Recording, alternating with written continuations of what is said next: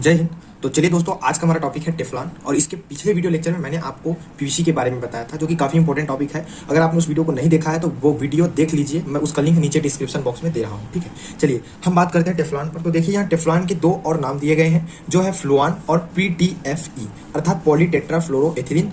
आपको ये दोनों नाम याद रखना है, कई बार इन नामों से भी क्वेश्चंस एग्जाम में आ जाते हैं और बहुत सारे स्टूडेंट कंफ्यूज हो जाते हैं। आपको ऐसा नहीं करना है, आपको इन सभी नामों को याद रखना है। ठीक है, चलिए दोस्तों, मैंने आपको पिछले क्लास में ये भी बताया था कि बहुलकों के निर्माण में अहम भूमिका होती है एकलकों की, क्योंकि एकलकों से ही बहुलक का निर्माण होता है। तो देखिए टेफ्लॉन जो है अपने आप में खुद एक बहुलक है। हमें यहाँ पढ़ना क्या क्या है, ध्यान दीजिए। हमें देखना है कि टेफ्लॉन क्या है, ये कैसे बनता है, इसके गुण कौन क्या है, इसके उपयोग क्या है। इन सभी चीज़ों के बारे में हम विधिवत चर्चा करेंगे, लेकिन उसके पहले हमको पता लगाना होगा कि भाई टेफ्लॉन में यूज होने वाला टेफ्लॉन का एकलक कौन सा है। तो यहाँ देखिए दोस्तों, ये जो PTFE है उसमें से आप ले लो TFE अर्थात टेट्राफ्लोरोएथिलीन। इसको मैं शॉर्टकट में लिख रहा हूँ, आपका समय बचे इसलिए। देखिए तो ये जो है आपका क्या है, एकलक है।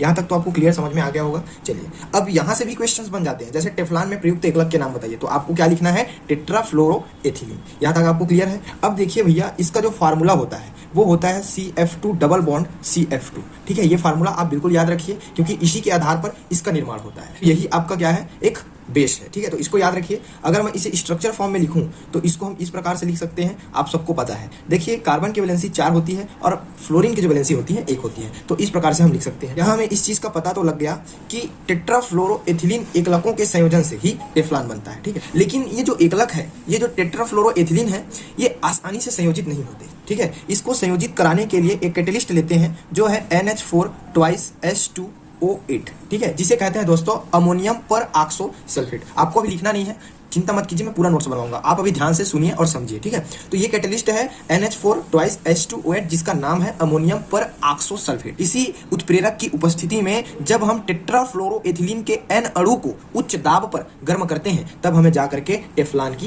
प्राप्ति होती है। अच्छा सर, यहाँ तक तो आपने अच्छे तरीके से समझाया, यहाँ तक समझ भी आ गया, लेकिन सर ये टेफ्लॉन क्या है?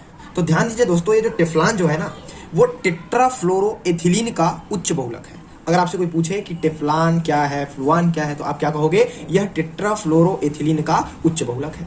यहाँ तक आपको शानदार तरीके से समझ में आ गया होगा। चलिए दोस्तों, अब हम बात करते हैं कि जो टेफ्लॉन जो है बनता कैसे। उससे पहले आप इसको शानदार तरीके से नोट कर लीजिए, और जो चीज़ मैंने आपको बताया था सभी चीज़ें आपके सहूलियत के लिए लिख के रखा है, तो आप इसको अच्छे से नोट कर लीजिए।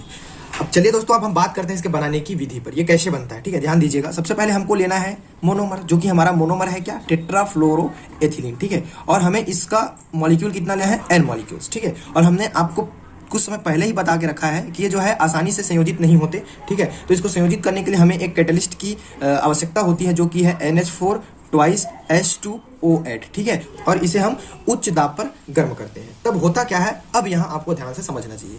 यहाँ जैसे ही इसको गर्म करते हैं तो यहाँ जो कार्बन कार्बन के बीच डबल बॉन्ड है वो टूट जाता है। ठीक है, इस प्रकार से ध्यान दीजिएगा, ये लीजिए, इस प्रकार से ये डबल बॉन्ड टूट गया। अब देखिए इसके जो मॉलिक्यूल्स है वो दोनों तरफ दोनों कार्बन में जुड़ते जाएंगे, तो हम इधर और जोड़ेंगे, इधर भी जोड़ेंगे, लेकिन हम इसको लंबा चौड़ा ना करते हुए हम यहाँ डायरेक्टली N लिख देते हैं, और ये आपका बन के आ गया टेफ्लॉन। तो आशा करता हूं दोस्तों ये रिएक्शन आपको समझ में आ गया होगा। लेकिन यहाँ देखिए, आपको डायरेक्टली एग्जाम में आएगा तो रिएक्शन बस लिख के नहीं छोड़ना है, यहाँ कुछ शब्दों में भी आपको बयां करना है। जैसे देखिए, कई स्टूडेंट्स इसको रटते भी हैं, लेकिन आपको रटना बिल्कुल नहीं है, सिंपल आप लिख सकते हो, यह आपका टेट्राफ्लोरोएथिलीन। तो आप सिंपल लिखोगे।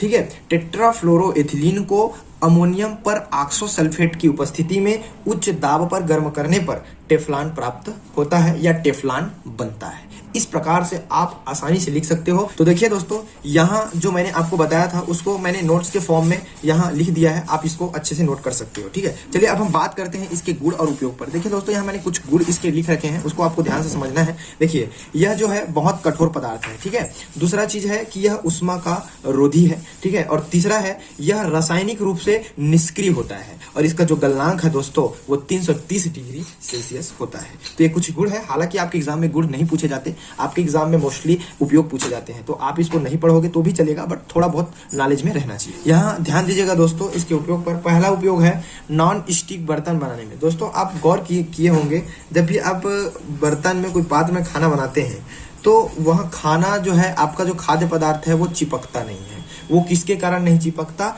टेफ्लॉन के कारण। ठीक है, टेफ्लॉन उसमें मिला रहता है, इस कारण से आपका खाद्य पदार्थ जो है बर्तन में नहीं चिपकता। दूसरा चीज देखिए, दूसरा यूज है इसका फिल्टर पेपर बनाने में, और तीसरा यूज है दोस्तों वाल्व या सोल बनाने में। तो टेफ्लॉन के तीनों उपयोग आपको याद रखना है। जनरली आपके एग्जाम में 2 यूज ही पूछे जाते हैं, लेकिन आपको तीनों यूज याद रखना है। आशा करता हूं दोस्तों अब आपको टेफ्लॉन शानदार तरीके से समझ में आ गया होगा। क्लास अच्छा लगा हो तो कमेंट बॉक्स में जरूर बताइएगा।